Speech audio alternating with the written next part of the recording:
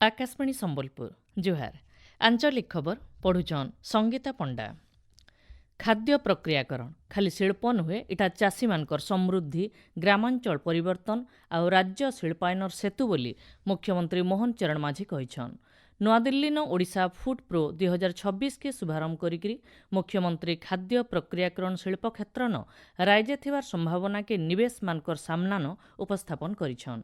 ए क्षेत्र न निवेश चाषी मानकर उत्पाद मूल्य बढ़ाबार गाँ गहल निजुक्ति रप्तानी बरकस करबार सहित राज्य अर्थनीति के आहुरी बरकस करसी बोली मुख्यमंत्री कहिछन। इ अवसर 27टा बुझामणा पत्र आउ 12टा निवेश आग्रह जरिए मोट 43,437 कोटी टंकार निवेश प्रस्ताव राज्य सरकार पाइछन। इथि 43,316टा निजुक्ति सुजोग सृष्टि हेबा। आई कार्यक्रम थी शिल्पमंत्री संपत चंद्र स्वाई मुख्य शासन सचिव अनु गर्ग सहित 300 नु एतका शिल्प प्रतिनिधि उद्योगी निवेशक जोग देथिले। आज ग्रेटर नोएडा ठाणे भिल भिन्न भिन्न शिल्प संस्थार प्रतिनिधि मानकु नेइकरी गोटे सम्मेलन आयोजन कराजिबा। राजस्व आउ विपर्यय परिचालना मंत्री सुरेश पुजारी भुवनेश्वर लोकसेवा भवन भिन्न भिन्न विभागर अधिकारी आउ जिल्लापाल मानकर ऊंचा दर्जार बैठक थी राज्यर बन्या नुकसान आकलन बाबदे समीक्षा करिछन। नुकसान आकलन शेष खेपे पहुंचबार बेलके प्रभावित जिल्ला मानक रिपोर्ट सरकार पाइछन। आउ केतेटा जागार बॉयड पाइन नाई कमिथिबारनु से सबु जिल्ला रिपोर्ट परिस्थिति सुधरिबा ऋतु जल्दी पठाबार के निर्देश दिया जाइछे। नुकसान आकलन आर क्षति भरना देबारटा तुर्ती करबार के राजस्व मंत्री सबु जिल्ला प्रशासन के निर्देश देइछन। एब तक मिलिथिबा रिपोर्ट अनुसार 3,567टा घर नुकसान हितिबार बेलके 37,297 हेक्टर चाष जमी नुकसान हिछे। बन्या मुकाबिला लगी दिया जाइथिबार साहाय्य तुर्ती करबार के भी निर्देश दिया जाइछे। अतका टंका दरकार हेले राजस्व विपर्यय परिचालना विभाग तरफु जुगै देबार के निष्पत्ति हिछे। हस्ततंत्र के जीवनशैलीर अंश करबार सहित हप्ताक कम से कम दिने हाथबुना कपड़ा पिंधिकरी बुनकर मानकु समर्थन देबार लगे राज्यपाल हरिबाबू कम्भम्पाटी आह्वान देइछन।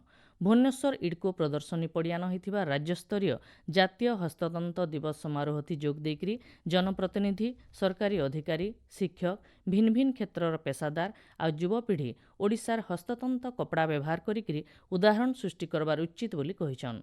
हस्ततंत्र कपड़ा घिनिकरी गोटे परिवार के समर्थन आ ग्रामीण रोजगार के बरकस आर महिला मानकु सशक्त करबार सहित पारंपरिक ज्ञान रो सुरक्षा आ स्थानीय अर्थनीति के मजबूत करबा बोली राज्यपाल कहिछन।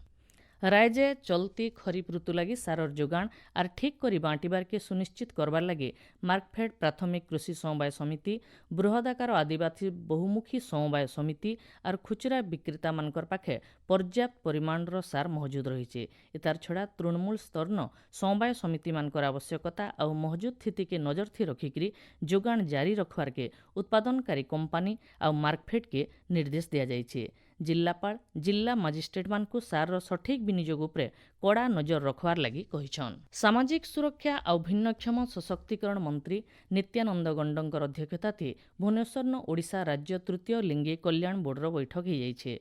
तृतीय लिंगी संप्रदायर समाज थी समान सुजोग आ सर्वांगीन विकास लगी चलिथिबार भिन्न भिन्न योजनार समीक्षा कराजिबार सहित बहुतटे गुरुत्वपूर्ण निष्पत्ति निया जाइछे।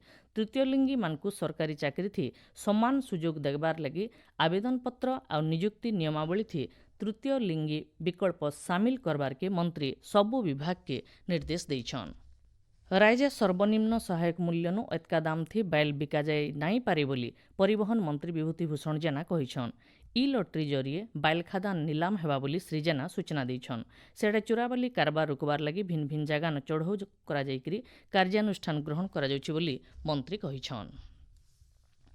सुवर्णपुर जिल्लानो चलिथिबार स्वतंत्र सघन संशोधन SIR कामर समीक्षा करा जाइछे। SIR काम के सफलतार सहित सारबार मैपिंग आर निर्वाचनी तालिकार प्रस्तुति थी देखा दुथवार समस्यार समाधान आ धारित समय भितरे सारबार के जोर दिया जाइथिला। ई बैठक थी भिन्न भिन्न राजनैतिक दलर प्रतिनिधि आ बूथ लेवल एजेंट माने जोग देइथिले। उत्तर ओडिशा आ ताहाके लागिकरी थिबा गांगेय पश्चिमबंग उपरे हिथिबार घूर्णिबलय सक्रिय रहिछे। इतार प्रभाव थी राज्यर भिन्न भिन्न जागानो वर्षा लागि रहिछे।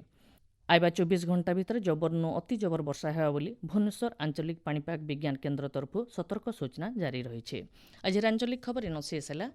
आर बेलर आंचलिक खबर सुनी पारबे राति 7:02 थी। जुहार।